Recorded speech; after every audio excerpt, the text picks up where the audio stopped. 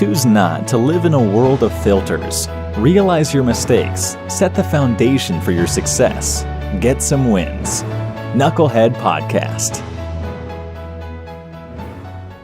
Through a learning process that we're going through with our business right now, but then also a learning process that I think is important for every brand new business owner, and not just brand new business owner, but also somebody who's kind of at that enterprise sales level, understanding they're getting buy-in from different levels of the organization. They're targeting specific roles and learning how to prevent the symptom of happy ears. What is happy ears?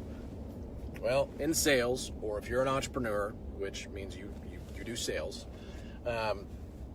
what happens is you end up thinking that a conversation is moving along through a sales process, and because you're friendly, or because there's rapport that's being built there, it seems as if the conversation's going well, that you're closer to a sale. That's what we call happy ears. So a couple questions that I asked in the post here are questions that I either get from my sales reps, they're questions that I've gotten from existing clients, or they're questions that I've gotten as I've managed deals through the pipeline, right? When it comes time to renew, most people would think that you would be hit with a lot of resistance, and that's true. In my experience, the best way to handle resistance is to anticipate that you're going to have it, and so you do something that leaders do, and that is you anticipate, you prioritize, and then you execute. So what does that mean?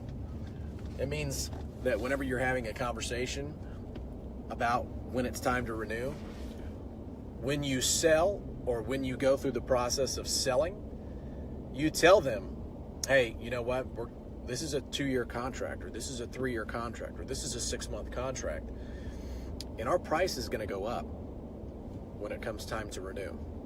Now, I'm just letting you know, because there's a bunch of other options that are out there. There's no shortage of people who are doing good in the marketplace who can provide you some high quality service, but I am going to let you know that that's probably going to take place. Now, you would say that to somebody who can have a conversation with you about price, and it doesn't scare them or run them off. Now, all of a sudden, you start talking to somebody about price, and the conversation goes silent. You've got to think through what's going on the other side of the phone, what's going on the other side of the email, what's going on in that company. Is there some internal politics that are taking place? Maybe the person that you're communicating with is doing some traveling that you don't know about. So how do you keep conversation going, establishing rapport, building rapport, and at the same time actually garnering support the entire time through the process? Well, you want to make sure that, again, on the front end, this is a 5-step upfront contract that you're going to want to establish. And an upfront contract is not a written contract. These are just 5 things that you can do.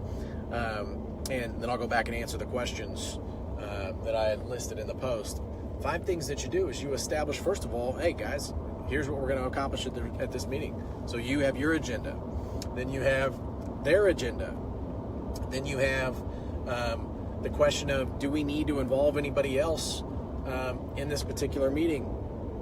Okay, here's the time that we have set aside, and here's what we're going to do at the tail end of it whenever we're said and done.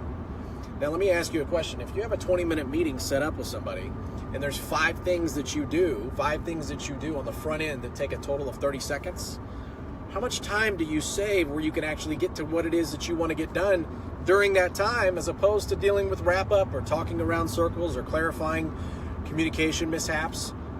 That's exactly what you've done. You've firmly outlined the guidelines, and you've set yourself in a position to win with dealing with resistance before you've gotten there. So those are 5 things that you do. The 3 questions I asked you at the beginning of this post were, how do you deal with resistance? Upfront contract. You anticipate you're going to have it, and you try to pepper the minefield, you try to mine the beach or bond the beach, so to speak. That's why you have IDFs. You you send that indirect fire in. You make sure that those bases are covered. Second thing you do is what happens when your customer doesn't want to renew at the end of the contract. Second thing, that second thing is really pretty simple. Talk to them about what they would change, and you listen to them, and you ask for feedback. But again, before you do that, you almost get their buy-in before you ask the question. You got to know what the answer is before you ask the question. The last thing is how do you keep things moving through a conversation, through the pipeline, if you're not getting an answer from the ultimate decision maker, or you're not getting the feedback you need. You got to involve other people in the organization. You got to understand the internal dynamics of that organization. You got to understand how they make decisions. And you also got to be cognizant of your tone, your voice inflection, and your whole process as you go through establishing value for them. Okay, so a couple things to think about as an entrepreneur in the mindset.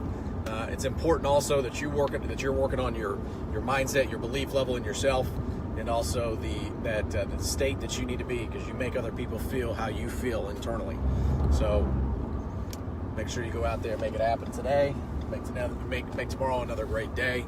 Get some wins. Don't be beta about the process, whether you're male or female. Don't be beta. You got to be alpha about what your mindset is and what your attitude is going into the day. So make it happen. See ya. Get some wins. Join us next week for another edition of Knucklehead Podcast.